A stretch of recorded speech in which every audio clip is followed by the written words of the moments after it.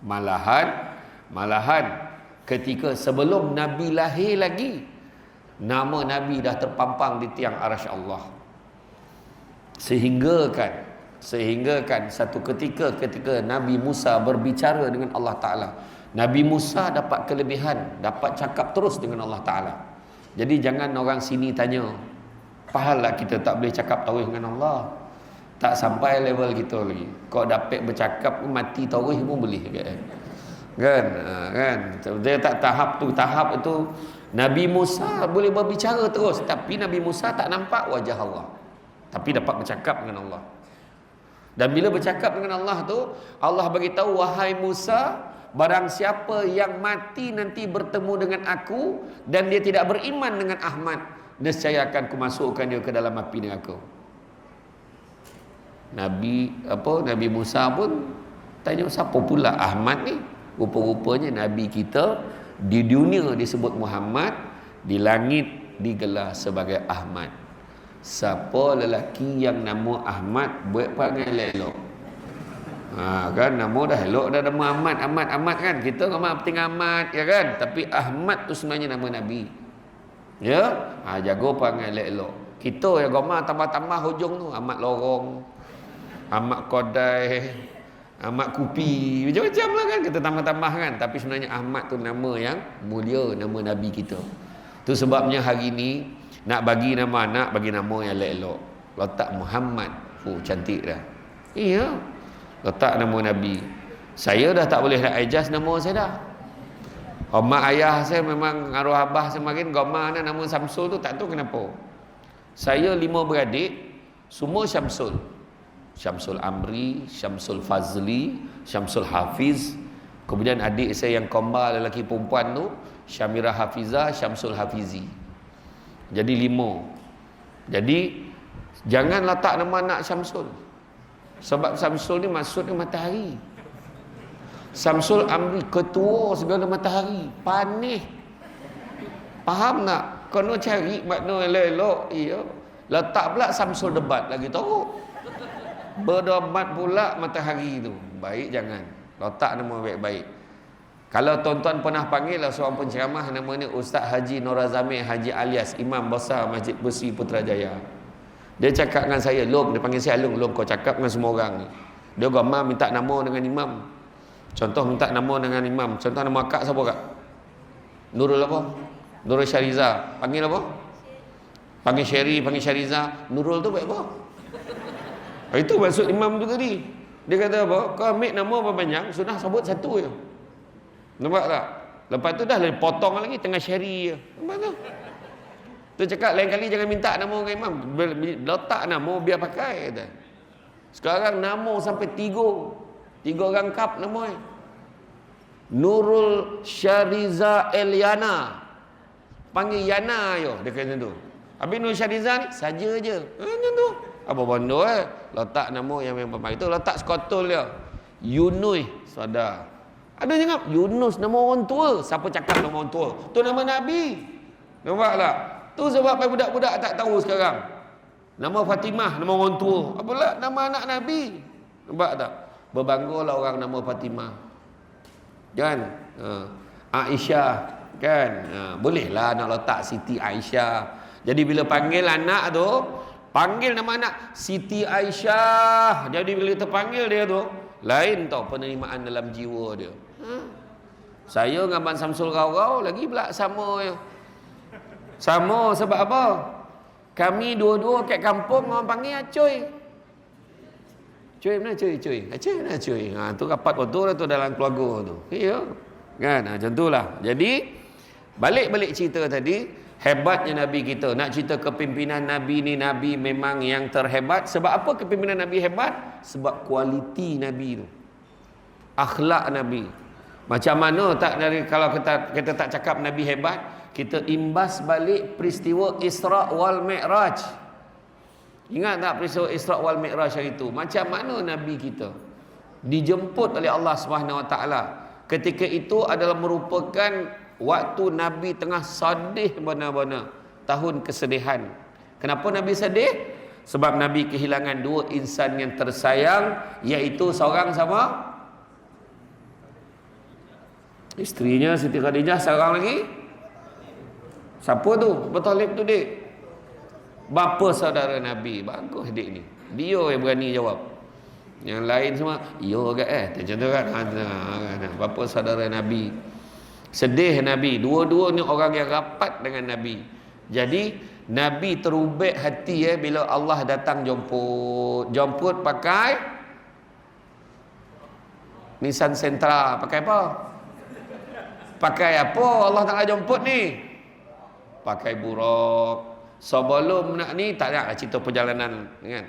Tapi dalam satu malam Nabi diperjalankan daripada minal masjidil haram ilal masjidil aqsa allazi barakna haulahu linuriyahu min ayatina innahu huwas samiul basir. Dalam ayat surah Al-Isra ayat yang pertama tu beritahu macam mana diperjalankan hamba-Nya pada waktu malam daripada Masjidil Haram sampai ke Masjidil Aqsa. Apa yang berlaku di Masjidil Aqsa? Nabi turun. Saya tak nak cerita detail lah perjalanan tu. Di Masjidil Aqsa apa berlaku? Nabi turun, Nabi bersolat di sana yang mana Nabi jadi imam, yang menjadi makmum adalah segala para anbiya dan mursalin. Nabi-nabi dan rasul-rasul yang lain jadi makmum. Beratus ribu, berpuluh ribu tu kan yang ada belakang tu, semua makmum. Nabi kita jadi imam. Ingat tak masa Nabi naik ke atas? Saya short kan ni. Kalau nak dengar detail makna Isra Mi'raj, sebab kena kau panggil lagi. Kena panggil lagi untuk next ceramah. Saya tak nak bagi detail biar ada suspend. Macam tak. Walaupun dah dengar tiap-tiap tahun kan, setiap orang ada cara yang berbeza. Kan? Jadi kalau kita tengok Nabi, waktu Nabi naik dari satu langkah, satu ke tangga, satu langit ke Nabi nampak sampai ringkas cerita Nabi menghadap Allah Ta'ala. Apa Allah Ta'ala beritahu dekat Nabi? Salah satunya Allah Ta'ala beritahu, aku kurniakan kepadamu panji liwa'ul hamd, yang mana para Nabi dan Rasul-Rasul yang lain akan bernaung di bawahnya. Nabi kita jadi ketua. Masa itulah nak beritahu dekat semua, tanpa menjatuhkan, tanpa merendahkan martabat Nabi-Nabi dan Rasul-Rasul yang lain. Semua merayu pada Allah, ya Allah, jadikanlah kami ni umat Muhammad, tolonglah bagi kami jadi umat Muhammad. Tapi tak dapat. Kita yang dah dapat jadi umat Muhammad ni macam-macam perangai kan. Dah dapat jadi umat Muhammad tapi tak ada rasa apa, relax macam tak ada apa-apa. Antara yang hebat orang yang datang hari ni lah, sebab dia tak poi hari sukan negara tu kan. Dah yang semana dah jogging pagi tadi, ni abu sampai poi jugalah, tak apa, tak salah dah. Semalam saya keluar radio Negeri FM, dia tanya tentang sukan. Nabi pun bersukan kan. Apa sukan Nabi tak main nak cakap? Nabi tak ada buat apa, dia siapa cakap Nabi bersukan? Sukan berkuda, sukan memanah. Dan Nabi juga bagi tahu suruh kita belajar berenang. Nabi kata, ramai antara kita ni belajar berendam. Kat swimming pool tu contoh ya dia kan. Belajar berenang sebab rupanya dia bantu pernafasan kita sebenarnya. Jadi itu antaranya. Jadi malahan Nabi sebut, tidak beriman seseorang daripada kamu sehingga aku lebih dikasihi daripada kedua ibu bapa, anak-anak dan manusia yang lainnya. Nampak? Kita pun cakap pula cerita ni. Nabi kata tak sempurna keimanan kalau kita tak sayang Nabi lebih daripada kedua ibu bapa, anak-anak dan lain-lain. Macam mana nak buat tu? Susah tuan-tuan kan? Tu sebab hari ni kita nak cakap kenapa pemberat dia tu, pemberat yang Nabi bagi ni, sampaikan level tu kena sayang Nabi lebih pada yang lain. Kenapa? Kenapa katanya? Kenapa kita kena sayang Nabi lebih pada yang lain? Contohlah, soalan paling senang lah. Kenapa kita kena sayang mak kita lebih daripada sayang bini kita? Kenapa ke? Apa sebab? Apa sebab? Nak tanya orang perempuan, apa sebab? Tanya je koma. Darah tak jalan, oksigen tak sampai ke otak dah macam ni. Pula dia. Tak, agak-agak lah. Kenapa kita kena sayang mak kita lebih daripada pasangan kita? Kenapa? Sebab melahirkan. Okey, lagi memang lelaki memang tak boleh nak memberanak tu, tahu tu. Apa sebab agaknya? Sebab apa? Satu, okey lagi. Saya nak tunggu ayat ni, Siapa yang betul kita belanja. Menyusukan dia. Ada orang tak nyusu anak, dia bagi susu topung ni ada. Daripada kecil susu tak keluar, apa hurut tak pun keluar susu apa dah? Sebab Allah sebut Al-Quran, payah waktu nak nafi ni. Macam ni. Sebab Nabi adalah manusia yang paling sayangkan umat dia. Nabi sayangkan kita. Jadi tak patut bonalah kita tak sayang kat Nabi. Nampak tak? Nabi sanggup korban, buat macam-macam, berlapar, ikat paut dengan batu-batu ni biar nak tahan lapar sebab nak sebar dakwah, nak selamatkan umat ni supaya masuk syurga. Macam tu punya sayang kat kita. Tak ada orang yang sayang kita lebih daripada tu, tak ada. Macam tu juga kita sayang mak kita. Sebab apa? Sebab mak kita sayang kita lebih daripada orang lain. Bini kau nak berapa tahun, mak daripada kecil. Kita mana tahu nak susu dah ni. Apa kena gigit samut, tahu dah. Budak tu kena gigit samut. Cek badan lah kena gigit samut tahu. Kalau lelaki kau jangan diam tu. Nampak tak? Tak, tu sebab beza gerak hati ni.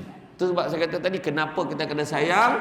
Sebab Nabi sayang kita lebih. Itu sebab Nabi sebut. Bila sahabat tanya, ya Rasulullah, siapa yang paling kau rindu ya Rasulullah? Nabi jawab apa? Yang paling aku rindu adalah umat akhir zaman. Apa cer, kata sahabat. Itu saya lah tambah tu. Tak adalah macam tu cakap. Maksudnya kenapa pula?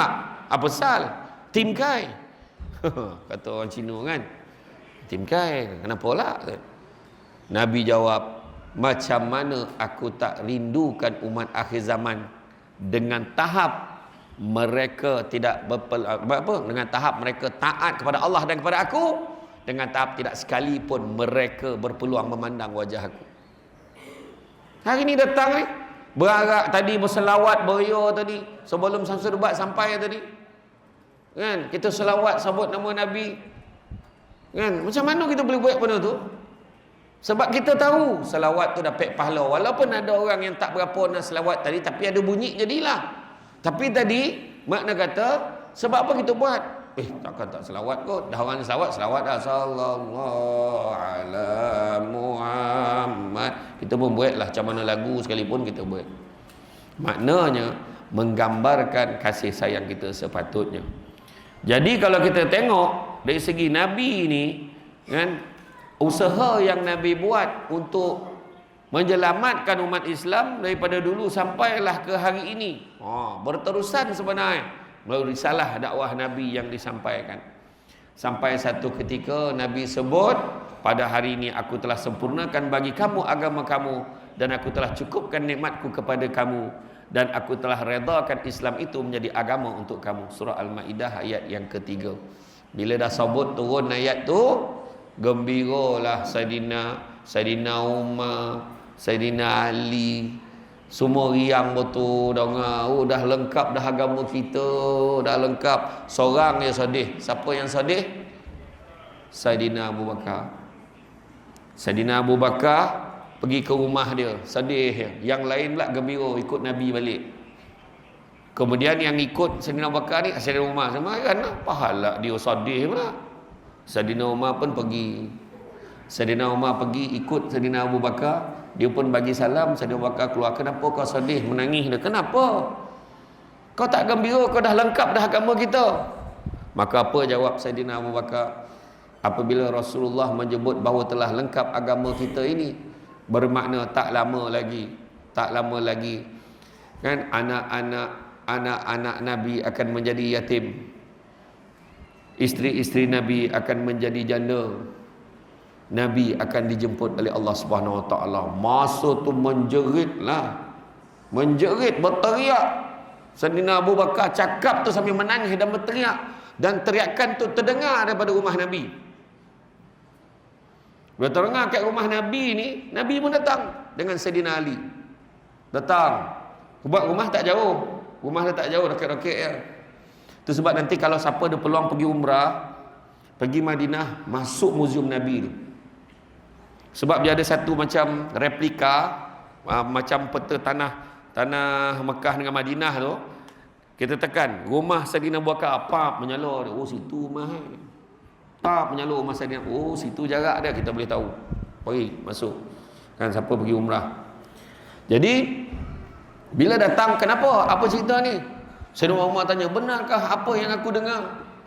Baru tak lama lagi kau disebabkan lengkap dah agama, baru kau akan ambil nyawa. Memang benar. Saidina Ali pula menjerit menangis sampai pengsan, mengelotang-ngelotang Saidina Ali. Macam itulah sayang dekat Nabi. Kan? Jadi kalau cerita kisah Nabi ni meromang bulu tongkok nah. Bulu tongkok tapi susik sebenarnya. Tongkok ni. Kan? Dia pun sama usik sebenarnya kan. Macam itulah. Jadi tu sebabnya Nabi ni adalah Nabi yang Nabi nak pimpin kita, pemimpin yang baik. Sebab Nabi pimpin kita ni bukan hanya memimpin masyarakat, tapi memimpin kita masuk ke dalam syurga. Nabi dah tahu lama dah. Nabi masa duduk tu, sahabat tanya. Nabi kata, sesungguhnya nanti akan tiba masanya, umat Islam akan dikerumuni oleh bangsa-bangsa seluruh dunia seolah-olah ingin menjamah hidangan. Nabi kata ingin menjamah hidangan. Lepas tu sahabat tanya, kenapa pula? Adakah umat Islam pada ketika itu tak ramai? Nabi pun jawab, bahkan umat Islam sedemikian ramai bilangannya, tapi tak ubah umpama buih-buih di lautan. Buih lah. Macam mana buih? Buih sabun pap peletup pecah. Kono angin pecah, tak kono angin pecah tu sikit bergagar, sikit pun pecah. Kan? Dan pada ketika itu dicabutkan perasaan takut musuh-musuh Islam kepada Islam. Memang kita nampak sekarang apa dia peduli ke Israel tu. Zionis tu tak ada dia peduli ada. Kan? Tak ada dia peduli, tak ada takut dengan Islam ni. US tak ada dia takut, berkawan lagi dia dengan geng-geng yang besar tu. Kan? Iya. Tak ada takut tu. Dan pada ketika itu sahabat tanya, kenapa? Ya Rasulullah, kerana pada ketika itu umat Islam dilanda penyakit wahan. Penyakit wahan ni penyakit apa ya? Penyakit wahan ini adalah cinta dunia dan takut mati. Cinta dunia dan takut mati. Malahan Nabi kata umat Islam akan dihinggapi, akan dijangkiti penyakit-penyakit orang-orang terdahulu. Apa dia? Terlalu banyak bersukaria. Yang pertama, goma deh. Anugerah bintang popular. Bersukaria tu. Berio pakai sanggul sampai ke bumbung. Gaun dah duduk tak habis lagi kat pintu tu. Nampak tak? Pakai tinggi-tinggi macam tu. Ikut siapa? Ikut siapa? Ikut kafir. Senang cerita. Tak ada ikut orang Islam, tak ada Nabi ajar dah. Kan? Nampak tak? Bersukaria, ada je anugerah-anugerah nak buat. Ada je pesta-pesta anak dia buat. Gembira kan? Kemudian begitu juga terlalu mewah. Mewah betul.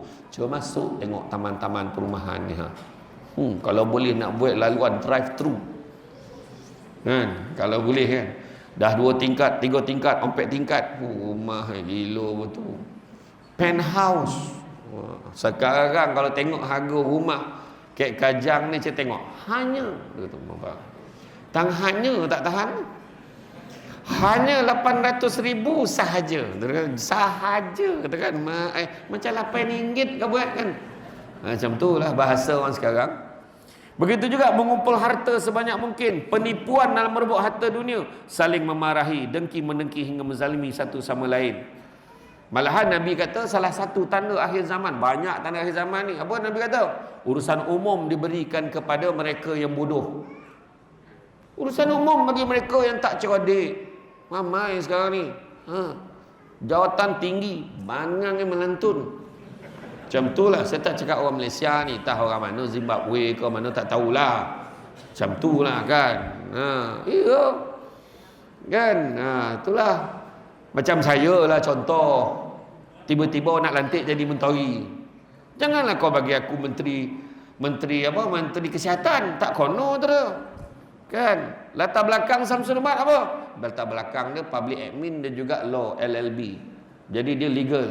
Jadi kalau jadi penasihat undang-undang di Jabatan Perdana Menteri, barulah kono. Contoh, saya tak minta jawatan tu, dia ni bagi contoh. Contoh jawatan. Jawatan bendahari surau bagi orang yang tak pandai mengira. Macam mana? Betul tak? Benhari surau jenis yang ada rekod kelepet duit kat bank. Macam mana? Memanglah ada kerja bank, tapi dah pernah kena buang kerja sebab nipu duit orang. Contoh. Tak boleh lah macam tu. Urusan umum diberikan pada mereka yang bodoh, jangan. Kan? Dah nampak dah. Banyak lagi. Apa? Seorang ibu melahirkan tuannya. Banyak hari ni. Dia bagi mak jaga anak. Jaga anak tu tak salah. Tapi cara anak melayan mak. Kan saya dah bagi duit gaji bulan ni. Mak jagalah. Apa masalah mak? Dia saron mak macam tu. Sepatutnya adab seorang anak bagi duit kat mak ni. Mak, ni duit bulan ni tolong jaga anak saya tahu tak cukup, sampai bila pun tak cukup mak. Ini tanda terima kasih ya mak. Ini je saya mampu bagi. Kalau ikutkan jasa mak besar botol mak untuk saya dan anak-anak saya. Macam tu mak. Cakap. Lagi semangat Wan nak jaga cucu tu. Tapi hari Sabtu ni tak dapat dah. Wan ada kuliah duha teh. Macam tu kan. Tentu betul lah. Nampak tak? Tak ada. Mak kena jaga anak saya. Tu tuan tadi tu. Nampak tak? Dia marah mak, mentang-mentang dia bagi gaji dia belagak. Tu sebab saya tanya mak saya, mak boleh tak tolong jaga anak? Dululah masa anak kecil saya tanya, boleh tak? Tahu tak mak saya jawab apa? Dah ponek jaga kau, nak jaga anak kau pula. Mak saya macam tu je. Senang tuan-tuan, dah mak tak nak jaga tak apalah. Dah baik macam mana dah mak cakap macam tu? Kan? Lepas tu ada lagi satu lagi tanda-tanda akhir zaman, iaitu berleluasanya al-harj. Berleluasanya al-harj ni apa? Pembunuhan. Hari ni hilang seminggu, habislah. Mati dah ni kata. Mati dah ni, tak ada lah ni dah. Dah buat report polis dah. Kan? Risau sekarang ni, hilang risau. Dulu kan zaman kita kecil-kecil dulu kan, pergi beli bawang kat kedai tu beli bawang 2 kilo, lepas tu topung 1 kilo. Kita jalan kaki. Sekarang berani tak bagi anak-anak kecil kita keluar pergi beli kedai? Tak berani. Tak berani dah sekarang. Lain macam. Hilang, bunuh. Hari tu dekat Batu Gajah ada satu hotel tu. Dia nak dalam proses perceraian isteri dengan suami. Suami tu panggil dia datang ke bilik hotel tu. Konon nak berunding, rupa nak dibunuh bini. Mati bini. Masalahnya hotel itulah aku menginap bila nak camah kat Batu Gajah. Dah takut dah nak pergi hotel. Macam tu lah kira. Dan lain-lain lagi. Maka dah keadaan macam tu banyak sekarang ni. Banyak lagi lah. Tu tajuk lain lah. Maknanya ada satu tajuk lagi lah kena panggil. Dah 2 ceramah dah kena panggil. Kan?